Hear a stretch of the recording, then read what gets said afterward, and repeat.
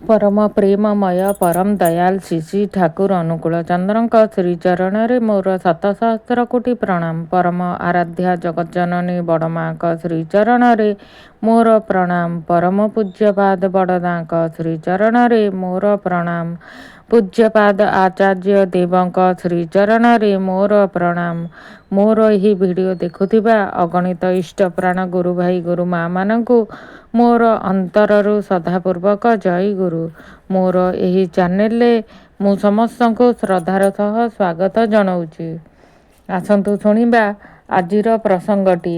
ଶ୍ରୀ ଶ୍ରୀ ଆଚାର୍ଯ୍ୟ ଦେବଙ୍କ ଆଶୀର୍ବଚନ। ଶ୍ରୀ ଶ୍ରୀ ଆଚାର୍ଯ୍ୟ ଦେବ ଅନେକ ଦୁଷ୍ଟ ପିଲାଙ୍କ ଦୌରାତ୍ମ୍ୟରେ ମା ବ୍ୟତିବ୍ୟସ୍ତ ହୋଇ ଉଠେ।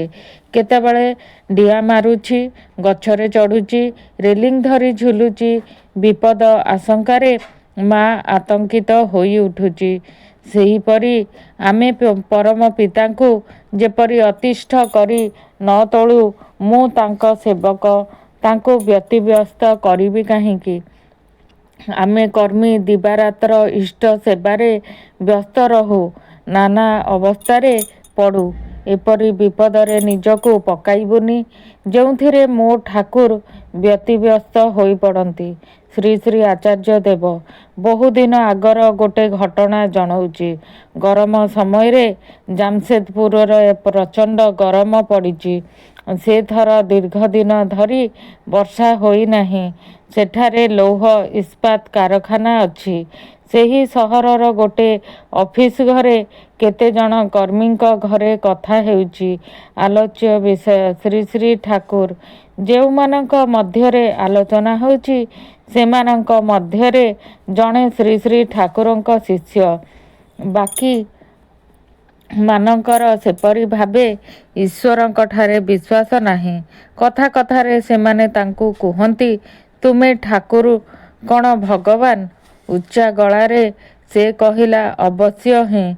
କେମିତି ବୁଝିବୁ ସେ ଭଗବାନ? ସେ ଉତ୍ତରରେ କହିଲା, ସମସ୍ତେ ଜାଣନ୍ତି। ସେମାନେ ସେତେବେଳେ କହିଲେ, ଆମେ ବି ସ୍ୱୀକାର କରିବାକୁ ରାଜି ଅଛୁ। ଯଦି ସେ 7 ଦିନ ମଧ୍ୟରେ ଏଠାରେ ବର୍ଷା କରାଇ ଦେଇ ପାରନ୍ତେ। ବିଷୟଟିର ମୀମାଂସା ଦୃଢ଼ ସ୍ୱୀକାର କରିନେଲା ସେ। ତାପରେ ସେ ଚିନ୍ତାରେ ପଡ଼ିଗଲା।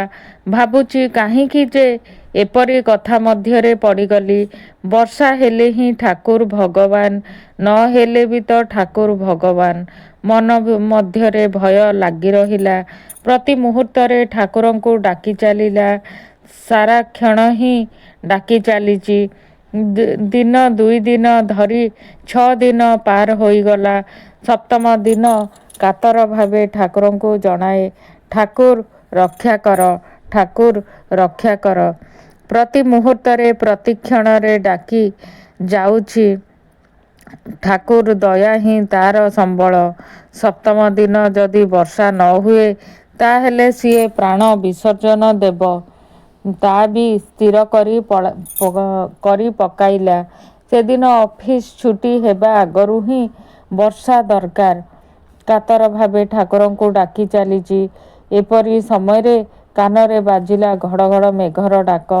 ଅଫିସ ଘରୁ ବାହାରି ଦେଖିବାକୁ ପାଇଲା, ଆକାଶରେ ଭରି ଯାଇଛି କଳା ରଙ୍ଗର ମେଘ। କିଛି କ୍ଷଣ ପରେ ବର୍ଷା ଆରମ୍ଭ ହେଲା। ସେ ତୁମୁଳ ବୃଷ୍ଟି। ସେ ତ ସେତେବେଳେ ମହା ଆନନ୍ଦରେ 2 ହାତ ତୋଳି ଚିତ୍କାର କରି କହି ଚାଲିଲା, ଏଇ ଦେଖ ମୋ ଠାକୁର ଭଗବାନ। କାହାଣୀଟି ଶୁଣି ସମବେତ କର୍ମୀମାନେ ଆନନ୍ଦରେ କରତାଳି ଧ୍ୱନିରେ ମଣ୍ଡପକୁ ମୁଖରିତ କରି ତୋଳିଲେ। କରତାଳି ବନ୍ଦ ହେବା ପରେ ପୂଜନୀୟ ଶ୍ରୀ ଶ୍ରୀ ଆଚାର୍ଯ୍ୟ ଦେବ କହିଲେ, ମୋର କର୍ତ୍ତବ୍ୟ ବିଷୟରେ ଏପର୍ଯ୍ୟନ୍ତ କୁହା ହୋଇନି। ସେ ଶିଷ୍ୟ ଠାକୁରଙ୍କ ନିକଟକୁ ଚିଠିରେ ବିସ୍ତାରିତ ଲେଖି ଜଣାଇଲା, ପରମ ଦୟାଳଙ୍କ ଚରଣ କମଳରୁ ନିର୍ଦ୍ଦେଶିତ ଉତ୍ତର ପତ୍ର ଗଲା। ସେହି ସମୟରେ ପରମ ପିତାଙ୍କ ମୁଖ ଯଦି ଅନ୍ୟ ଦିଗରେ ଘୂରିଥାନ୍ତା, ତେବେ ଅନେକ ଦୁଷ୍ଟ ପିଲାଙ୍କ ଦୌରାତ୍ମ୍ୟରେ ମା ବ୍ୟତିବ୍ୟସ୍ତ ହୋଇ ଉଠେ। କେତେବେଳେ ଡିଆଁ ମାରୁଛି, ଗଛରେ ଚଢ଼ୁଛି, ରେଲିଂ ଧରି ଝୁଲୁଛି। ବିପଦ ଆଶଙ୍କାରେ ମା ଆତଙ୍କିତ ହୋଇ ଉଠୁଛି। ସେହିପରି ଆମେ ପରମପିତାଙ୍କୁ ଯେପରି ଅତିଷ୍ଠ କରି ନ ତୋଳୁ, ମୁଁ ତାଙ୍କ ସେବକ, ତାଙ୍କୁ ବ୍ୟତିବ୍ୟସ୍ତ କରିବି କାହିଁକି? ଆମେ କର୍ମୀ ଦିବାରାତ୍ର ଇଷ୍ଟ ସେବାରେ ବ୍ୟସ୍ତ ରହୁ, ନାନା ଅବସ୍ଥାରେ ପଡ଼ୁ। ଏପରି ବିପଦରେ ନିଜକୁ ପକାଇବୁନି, ଯେଉଁଥିରେ ମୋ ଠାକୁର ବ୍ୟତିବ୍ୟସ୍ତ ହୋଇପଡ଼ନ୍ତି। ଆପଣଙ୍କୁ କିପରି ଲାଗିଲା ଶ୍ରୀ ଶ୍ରୀ ଆଚାର୍ଯ୍ୟ ଦେବଙ୍କ ଆଶୀର୍ବଚନ? ଭଲ ଲାଗିଥିଲେ ଲାଇକ୍ ନିଶ୍ଚିତ କରିବେ, ସବସ୍କ୍ରାଇବ୍ କରିବାକୁ ଜମାରୁ ବି ଭୁଲିବେନି। ଜୟ ଗୁରୁ।